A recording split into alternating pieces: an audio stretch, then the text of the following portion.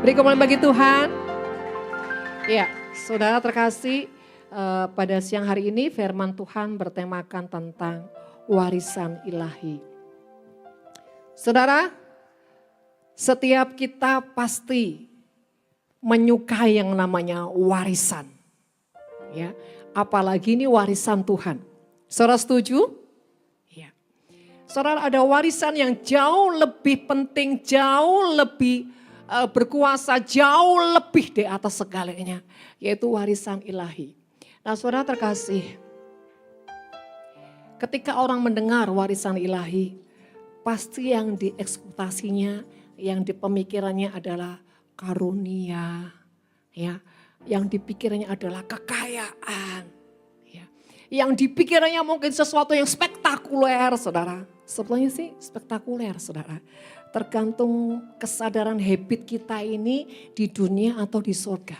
Nah, saudara terkasih, ada satu warisan, ada satu impartasi ilahi yang benar-benar itu sangat terpenting dan sangat penting, saudara, dalam hidup kita. Yuk kita akan buka sama-sama di dalam Yohanes pasal yang ke-15.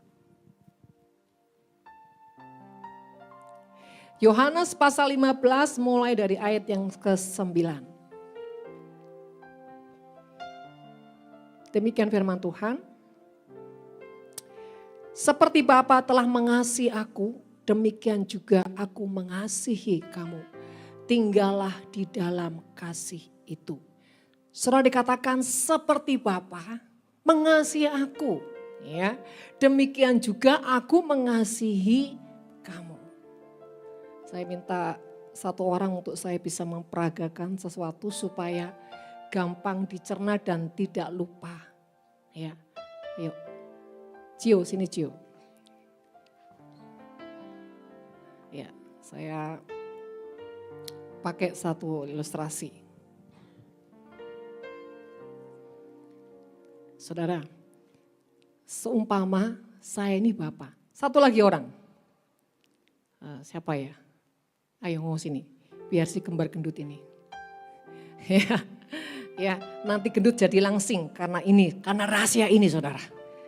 Ya, cepat.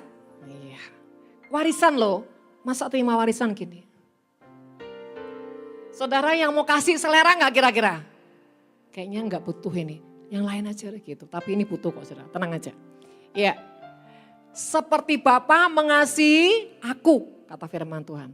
Nah, seumpama ini Yesus. Oh, Yesus nih ya. Jangan GR loh ya. Ya, saya kasih. Seperti Bapa mengasihi aku, tuh saya kasih. Demikian juga dikatakan, aku mengasihi, kasih ke sana lagi. Nah, ngerti nggak di sini? Kembali lagi. Seperti Bapa mengasihi aku, anggap ini hatinya Tuhan nih ya. Bukan kertas, tapi dalam kertas ini ada perjanjian. Ya.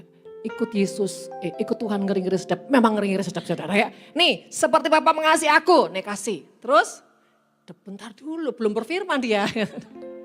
Jangan lakukan sesuatu kalau tidak ada firman. Ya, ini sebuah warning. Demikian juga aku mengasihi. Iya. Kasihnya di mana, saudara? Ujungnya. Di paling orang terakhir. Apakah Yesus mau berhenti sampai di sini? Tidak. Pada saat saya memberikan begini, hatimu seperti apa?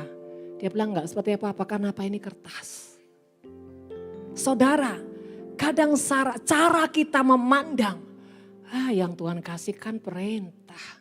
Perintah mah gue juga bisa memerintah orang. Saudara, jarang sekali orang berpikir, saudara, yang diberi Tuhan itu sesuatu yang wow gitu, saudara. Kenapa? Manusia itu selalu tertipu dengan mata. Anggap ini perjanjian sertifikat rumah. Langsung berbeda hatinya, saudara. Kalau saya tadi tidak bilang ini sertifikat rumah, dia bilang, begitu saya bilang ini sertifikat rumah, langsung dia, wah. Terus ke situ lagi beda. Anggap ini surat keputusan Tuhan untuk kau punya jodoh, langsung yes gitu, saudara ya. Pasti keren kan, saudara? Keren gak? Ketika kita tahu, kita yes gitu, saudara. Ketika kita nggak tahu, kita bilang, Terima kasih, kembali kau ke tempatmu. Saudara, saya mau akan mengupas dua hal ini. Ketika Tuhan katakan, seperti Bapa mengasihi aku, demikian juga aku mengasihi kamu. Tinggallah di dalam aku. Di dalam aku itu apa, saudara? Bicara siapa dia dan bobot siapa dia. Karena tadi, saudara, Yesus diberikan apa? Hatinya, kasihnya Bapa. Berarti saudara, yang diberikan, yang diwariskan, yang diimpartasikan adalah kasihnya. Kenapa? Yang diterima Yesus itu kasih. Seperti Bapa mengasihi aku. Berarti yang dia terima adalah kasih. Demikian juga aku mengasihi kamu. Tinggallah di dalam apa? Kasih. Saudara, artinya tinggal di dalam Yesus. Tadi kita sudah nyanyi. Yang terutama di dalam hidup ini meninggikan nama Yesus, bukan nama kita. Yang terutama di dalam hidup ini memuliakan namanya. Pertama dikatakan, yang pertama dalam hidup ini apa? Meninggikan nama Yesus. Yang kedua katakan memuliakan namanya. Saudara, ini bicara sesuatu yang kita lakukan, yang kita tunjukkan dengan sebuah passion. Ini bukan bicara sebuah pengakuan yang hanya keluar dari mulut, tapi ada satu bentuk, ya, bentuk passion, bentuk sikap, bahkan bentuk kehidupan, bahkan bentuk satu korban yang diletakkan di kaki Tuhan, dan Tuhan melihat dan mencium bau aromanya, yaitu hati kita. Dan pada saat kita melakukannya dikatakan haleluya, haleluya, saya mau cinta Yesus. Haleluya, haleluya, saya mau cinta Yesus. Saudara, pada saat saudara melakukannya, itu baru kategori mau mengasihi Tuhan. Tapi beda orang yang sudah mengasihi Tuhan. Karena tadi dikatakan saudara, ya, tinggallah di dalam kasihku. Jadi sebuah anjuran, sebuah nasihat, bahkan bisa dikatakan sebuah penekanan. Ayo tinggallah di dalam kasihku. Kenapa Tuhan mau kita tinggal di dalam kasihnya? Saudara,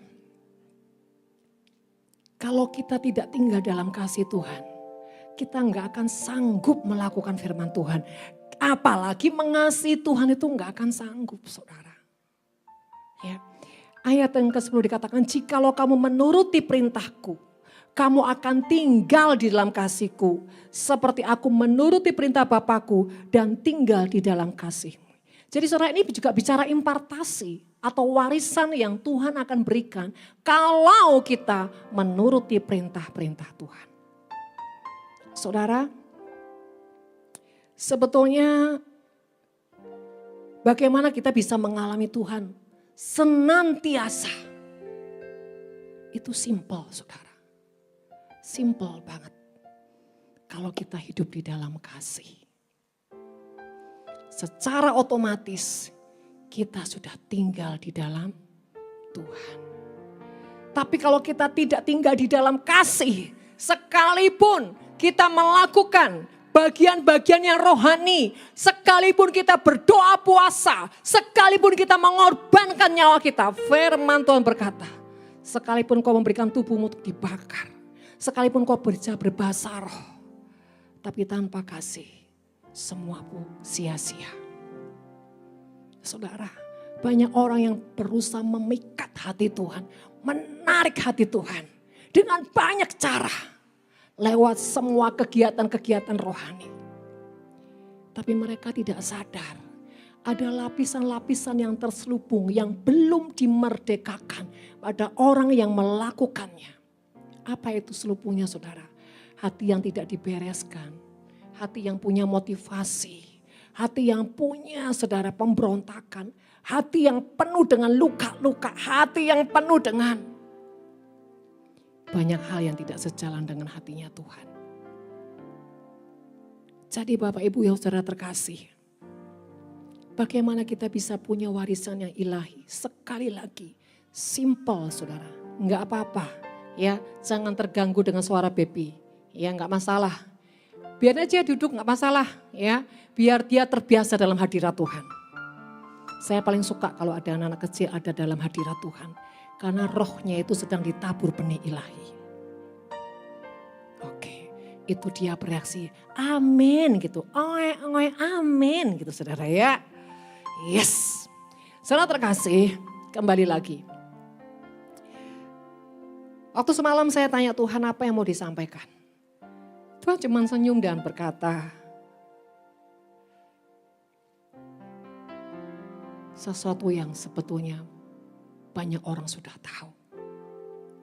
Ketika Tuhan memberikan tema warisan ilahi, saudara, Tuhan cuma senyum. Banyak orang hanya suka hartaku, hanya suka tahtaku, hanya suka kemenangan-kemenangan yang dalam tanda kutip. Tapi sedikit orang, bahkan hampir-hampir tidak ada orang yang menyukai. Tuhan, aku mau hatimu, aku mau cinta, aku mau kasihmu Tuhan. Banyak orang hanya mengejar apa? Sesuatu yang spektakuler menurut dunia saudara. Yaitu harta kekayaan, tahta saudara ya, karunia, kuasa saudara ya, mujizat saudara. Tapi tidak sedikit orang, tidak banyak orang yang Tuhan, aku mau kasihmu, aku mau hatiku. Dan banyak orang tidak peduli, sekalipun mereka tidak merasakan Tuhan ketika mereka melakukan hal-hal yang rohani. Bahkan melayani Tuhan tanpa hati, Tuhan tanpa merasakan hadirat Tuhan. Mereka enggak peduli, yang penting dunia lihat saya spektakuler, dunia lihat saya wow, dunia lihat saya hebat saudara. Dunia lihat saya diberkati, dunia lihat saya mengalami banyak mujizat. Saudara hati-hati, ada hal yang sangat penting tapi seringkali kita abaikan dan kita lupakan. Yaitu tentang hati dan kasih Tuhan. Bapak Ibu yang terkasih dalam nama Tuhan. Satu hal yang saya bersyukur di dalam Tuhan adalah Tuhan itu mendidik saya dengan sangat sederhana. Selalu yang dituntut itu adalah hati hamba. Selalu yang dituntut tentang kasih. Dan selalu yang dituntut adalah hati yang mengasihi Tuhan. Dari saya kenal Tuhan tahun 87 sampai hari ini. Itu aja yang dituntut, enggak ada yang lain saudara. Tentang kasih. Tentang cinta. Saudara, dan ketika saya melakukannya, saya tidak pernah berpikir, oh nanti saya akan begini, saya akan dipakai begini, saya akan diperlengkapi. Tidak sama sekali. Saudara, saya berjalan natural saja. Ketika Tuhan mau apa, ketika Tuhan bentuk seperti apa, bahkan ketika Tuhan remukan seperti apa. Tidak pernah terbesit di hati saya, nanti dari semua ini nanti ujungnya pasti ajaib, dahsyat dan luar biasa. Tidak. Andai pun tidak diberi apa-apa, ya sudah. Yang penting apa? Aku selalu bersama-sama di dalam Engkau Tuhan. Tapi ketika kita tidak berpikir seperti itu, justru kita diberi sama Tuhan.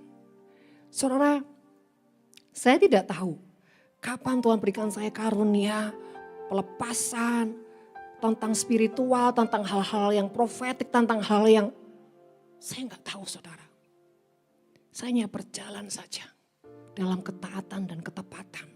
Yang semuanya itu nilainya tentang kasih. Walaupun semuanya itu tidak mudah.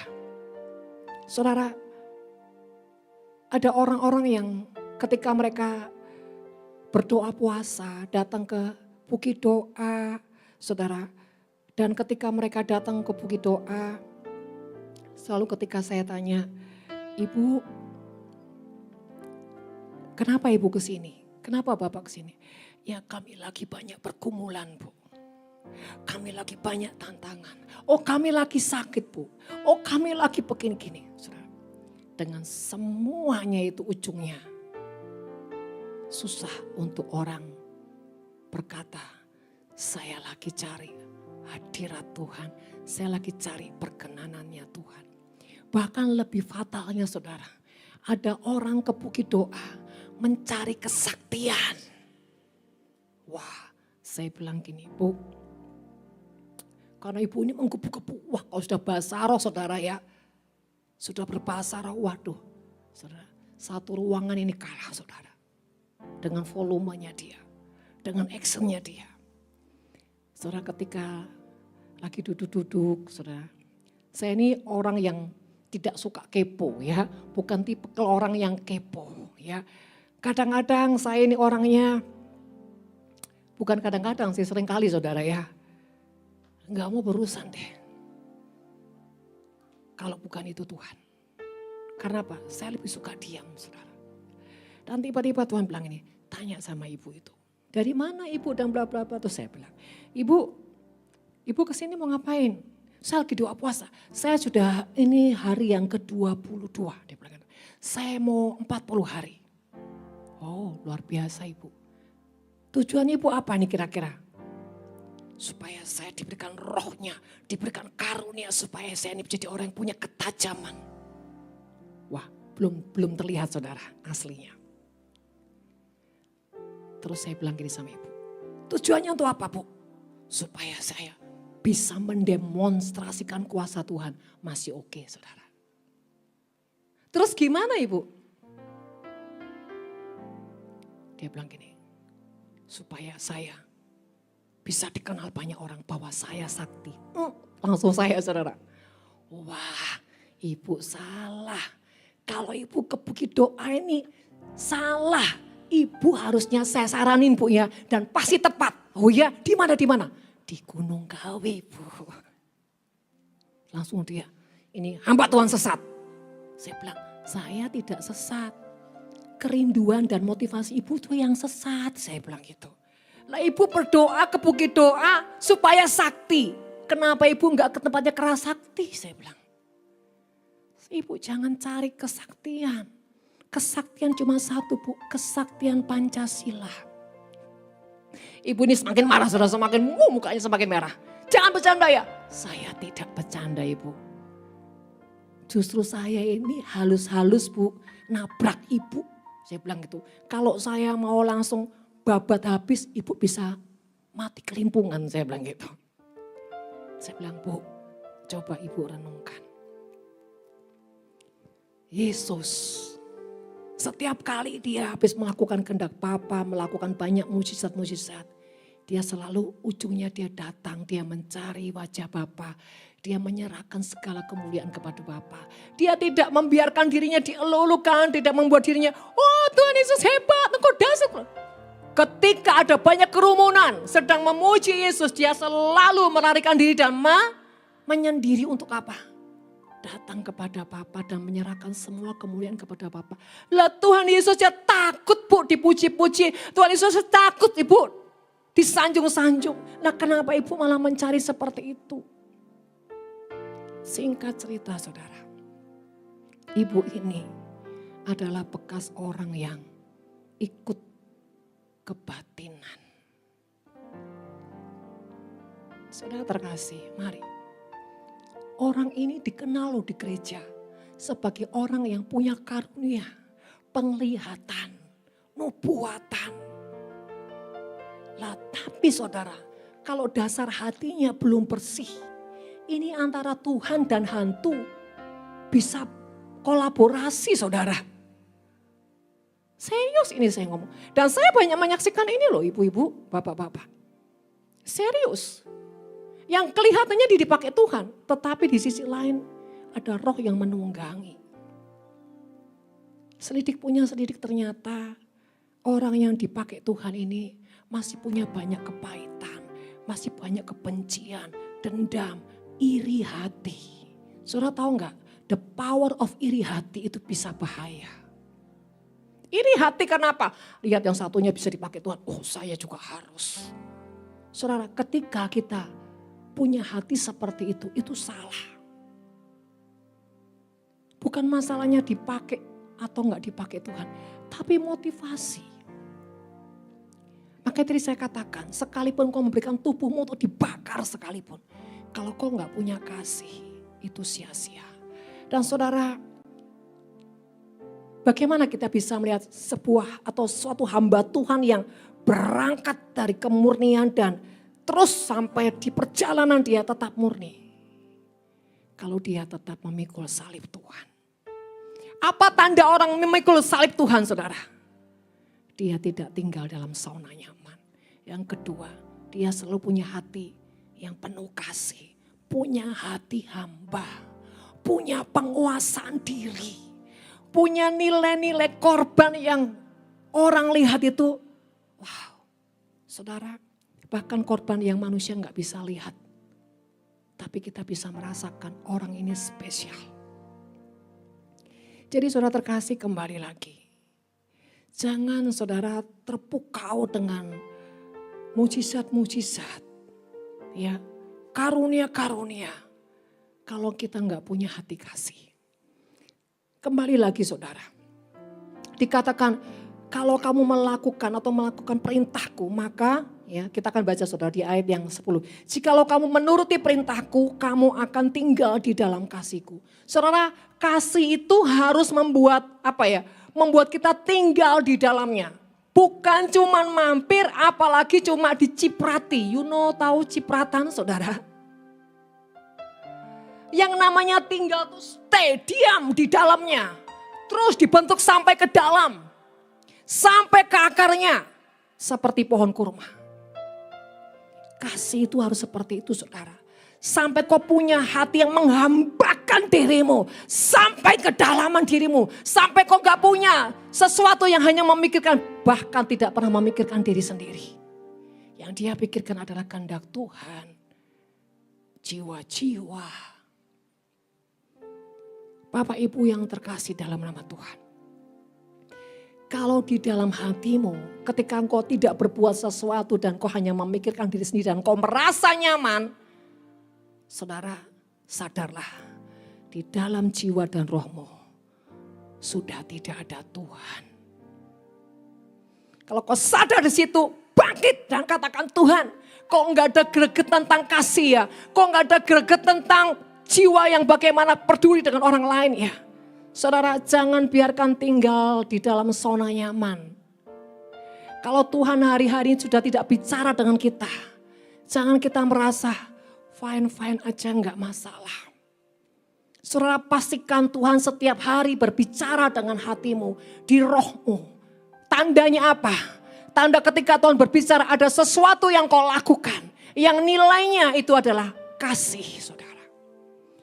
Bahkan nilai kasih itu saudara, sampai ada sesuatu yang kau lepaskan itu terkadang harus sakit. Tetapi engkau tetap damai, engkau tetap bersyukur. Engkau tidak merasa itu berat, apalagi itu beban. Tidak. Saudara yang terkasih, kita harus tinggal di dalam kasih-Nya. Tinggal sampai kita mengalami akar kasih itu saudara. Apa sih akar kasih itu saudara? Kalau benih hanya ditabur, bahkan sampai saudara dikubur saudara. Selagi dia belum bertumbuh, terus sampai bertumbuh saudara. Bahkan berakar kuat. Saudara pastilah benih itu tidak akan pernah punya kekuatan untuk bertahan. Saudara yang terkasih, seperti tadi ilustrasi saya berikan. Ketika Tuhan katakan, seperti Bapa mengasihi aku. Demikian aku mengasihi kamu. Artinya Tuhan sedang bilang gini, aku wariskan hatiku ya kepadamu. Aku wariskan, aku impartasikan hatiku kepadamu. Dan saudara kalau sudah diwariskan, sudah diimpartasikan, berarti itu ada benih yang ilahi. Dan benih itu harus diapakan saudara? Halo? Ditanam dulu. Artinya kita sadar. Kita harus siap mematikan kedaginganku. Aku harus siap mematikan kedaginganku. Supaya aku bisa menanam benih yang daripada Tuhan. Selama kita tidak punya keputusan atau mematikan kedagingan kita nggak pernah bisa menanam benih yang daripada Tuhan. Halo? Gak bisa saudara. Benih Tuhan gak bisa kita tanam bersama dengan daging kita. Gak bisa. Saudara, yang saya maksud tadi.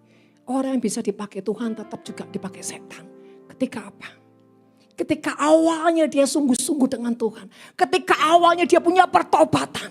Dia all out dengan Tuhan. Dia punya passion yang habis-habisan. Tapi ketika Tuhan pakai hidupnya. Ketika Tuhan pulihkan. Ketika Tuhan angkat. Dan hatinya tidak lagi setia. Itu bahaya. Orang yang tidak punya kesetiaan yang terus dibangun. Itu bahaya. Yang kedua. Saudara percaya enggak? Setiap proses itu butuh perjalanan dan waktu. Dan tergantung saudara. Kalau misalkan saya punya akar yang begitu baik, benci terhadap bapak saya. Satu kali waktu saya umur 7-8 tahun. Saya bilang gini, nanti ya saya bunuh dia. Kenapa? Saya sering kali melihat dia menganiaya seorang ibu saya. Ada kebencian yang sangat dalam. Sehingga disitulah saya punya keputusan. Ada bela diri, saya mau ikut karate. Karena punya dendam yang terselubung. Tapi ketika saya kenal Tuhan tahun 87. Semua Tuhan cabutin. Saudara. Dan saudara, prosesnya di mana? Ketika saya mulai masuk pernikahan. Di situ proses bagaimana dendam itu terus saudara menjadi sesuatu yang dicabut dan diganti dengan nilai pengampunan dan kasih dan terus. Dan itu proses yang panjang, tidak tiba-tiba saudara. Itu butuh proses yang sangat panjang. Ketika apa saudara? Tuhan cabut.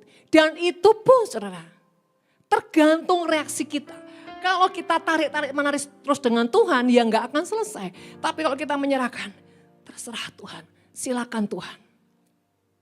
Saudara, yang bikin proses tidak selesai dengan cepat itu adalah reaksi kita. Ketika kita punya reaksi tidak sejalan dengan Tuhan, bahkan tidak benar-benar tulus melepaskan dan meletakkan, bahkan sampai dihancurkan pun kita katakan, iya Tuhan. Tapi kita terus tarik-menarik dengan Tuhan. Kadang-kadang Tuhan harus menghentikan proses kenapa? Karena dilihat kita sudah koma, saudara. Di ruang ICU. Saudara tahu enggak? Yang lebih bahaya itu bukan fisik kita ketika di ICU. Tapi roh kita ketika di ICU. Itu bahaya sekali. Jiwa kita ketika itu di ICU. Itu bahaya. Kalau itu tidak ada jaminan Tuhan. Iblis bisa mengambil dan merebut nyawa kita, jiwa kita. Seperti apa orang yang jiwa dan rohnya sedang di ICU. Dalam proses, dia selalu dengan kemarahan. Dalam proses, dia selalu dengan pemberontakan. Dalam proses, dia selalu dengan terpaksa melakukannya. Terpaksa, udahlah daripada nanti saya enggak mau Tuhan. Saudara. Tapi, bagaimana proses itu bisa mempermudah dan mempercepat kita. Walaupun kadang ada hambatannya ketika kita meletakkannya. Bahkan saudara, proses akan menjadi perkenanan Tuhan. Ketika kita punya sikap seperti Daud. Sekalipun dikejar Saul, saudara. Bahkan mau dibunuh. Daud tetap apa? Punya penghormatan kepada Saul. Bahkan tetap memanggil dia Tuhan, Raja, Bapa. Saudara, apa yang keluar dari mulut kita itu menandakan apa yang ada di hati kita. Seringkali kita katakan, oh enggak apa-apa kok, enggak ada apa-apa kok.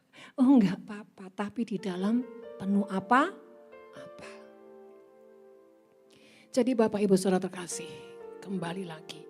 Pastikan hati kita ini benar-benar bersih dari semua yang tidak berkenan di hadapan Tuhan. berontak kita, kemarahan, kecewa, pahit, dendam, iri hati. Apapun itu saudara, belajar meletakkan. Dan belajar berdamai dengan Tuhan. Ini penting sekali saudara. Kalau hati kita nggak pernah bisa berdamai dengan Tuhan, bagaimana saudara kita bisa mengatakan jalan serta Yesus. Jalan sertanya setiap hari oke. Jalan dalam duka, jalan dalam suka, jalan serta Yesus selamanya. Gimana mungkin bisa berkata seperti itu? Yang ada gini, jalan serta Yesus, seperti orang stroke. Jalan serta Yesus, kayak orang apa? Stroke saudara. Jadi kalau ada hati yang masih marah, kecewa, luka, pahit, berarti apa? Jiwa rohnya masih apa? Stroke. Nah, kalau enggak stroke mah jalan serta Yesus, jalan sertanya setiap hari. Enggak ada rasa berat hati, tapi dari hati yang lepas. Jalan dalam duka, jalan dalam suka, jalan sertanya setiap hari. Senang saudara, saking senangnya kaki sampai mudah gampang diangkat. Bukan untuk menendang Tuhan. Tapi hati yang sudah lepas. Saudara, kasih itu sangat penting. Saudara, saya tidak bikin skenario. Ya, tidak bikin skenario. Saya tadi pujian juga seperti bukan tugas saya. Tapi Tuhan ingin sesuatu. Sampai saudara harus nari di depan. Bukan mau karena action Tuhan Yesus baik, sungguh amat baik, bukan begitu saudara. Tapi itu tindakan profetik. Suami istri, anggur barunya dicurahkan kembali. Engkau yang kehilangan anggur, kehabisan anggur, dicurahkan anggurmu, geloramu, cintamu. Karena apa saudara? Kalau kita tidak punya gelora cinta lagi dengan pasangan kita, bagaimana kita punya gelora dengan Tuhan? Itu apa? Mustahil. Gak mungkin. Kita lagi terluka dengan pasangan kita. Terus kita nyanyi sama Tuhan.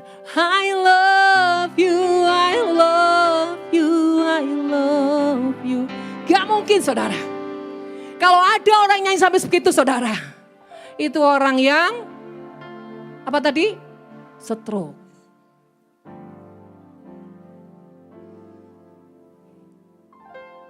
Siapa mau sehat di sini? Yes. Konsekuen. Tuhan pagi hari ini mewariskan hati dan kasih-Nya. Supaya warisan itu, benih itu kita tanam, kita tabur saudara. Supaya benih itu apa? Bertumbuh. Dan sampai dia mengalami suatu pembuahan. Dan buah inilah yang bisa dinikmati orang sekeliling kita. Orang di luar sana. Jadi kalau masih benih apalagi baru ditabur. Apa yang mau dirasakan? Enggak ada. Itu artinya setiap kita selalu butuh proses. Untuk benih itu benar-benar bisa sampai bertumbuh dan berbuah. Dan Tuhan mau kita berakar kuat. Bapak Ibu Saudara terkasih. Gak bisa kita ini mengatakan mengasihi Tuhan, tapi masih banyak kebencian, iri hati, dendam, kemarahan, bahkan trauma. Gak bisa, kecuali itu proses. Apalagi kalau orang suka bilang ini, Bu saya dengar suara Tuhan, Bu saya terima penglihatan, Bu saya. Dalam hati lihat siapa kau? Tapi kecuali saudara, kalau orang ini memang berjalannya waktu masih dalam proses dan dia mau lakukan. Saya percaya itu suara Tuhan. Tapi kalau dia orang yang selalu lari dari proses, muak dengan proses, marah dengan proses, nggak bisa. Itu suara siapa? Makanya firman Tuhan berkata, bukan orang yang berseru-seru Tuhan akan masuk dalam kerajaan Allah. Bahkan Tuhan katakan, hanyalah engkau si pembuat kejahatan, aku tidak mengenal engkau. Karena engkau tidak melakukan kehendak-Ku. Saudara, kenapa kita perlu tinggal dalam kasih? Yuk kita baca di ayat yang ke-13. Tidak ada kasih yang lebih besar daripada kasih seorang yang memberikan nyawanya untuk sahabat-sahabatnya. Kamu adalah sahabatku jikalau kamu berbuat apa yang kuperintahkan kepadamu. Aku tidak menyebut kamu lagi hamba sebab hamba tidak tahu apa yang diperbuat oleh tuannya. Tetapi aku menyebut kamu sahabat karena aku telah memberitahukan kepada kamu segala sesuatu yang telah kudengar dari Bapakku. Kenapa kita harus tinggal dalam kasih, saudara? Supaya kita ini ya punya kemudahan untuk ikhlas. Supaya saudara kalau kita tinggal di dalam kasih, tidak ada celah-celah iblis yang bisa masuk untuk apa? Menyusup saudara. Dan katakan kasihku ini harus penuh saudara. Kalau kasih Tuhan penuh saudara, maka sukacita Tuhan akan penuh saudara. Dan saudara terkasih, ketika kita jadi orang yang tidak tinggal dalam kasih Tuhan, hidup kita pasti selalu ada ketakutan.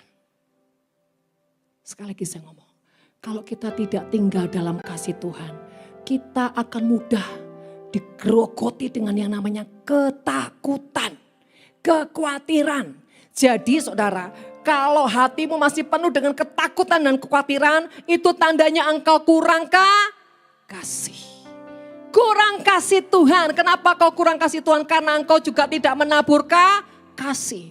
Orang yang tidak menabur tidak akan menuai. Jadi bagaimana kita bisa menabur, bisa menuai dari kasih Tuhan? Kita harus tabur. Kita harus tabur, saudara. Saudara, ketika kemarin saya berkunjung di salah satu keluarga besar saya. Dan mereka itu mayoritas masih muslim, perkumpulan itu saudara. Dan saya di tengah-tengah mereka, saudara.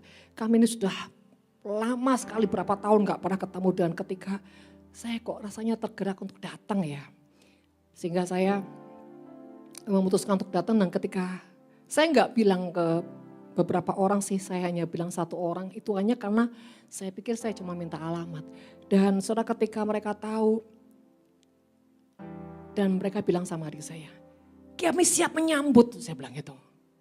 Ya ini cerita adik saya saudara. Dan ketika saya datang, saya tuh lihat mereka tuh seperti kayak orang harapan, seperti punya harapan, seperti senang, seperti saya tidak bisa mengungkapkan ekspresi mereka.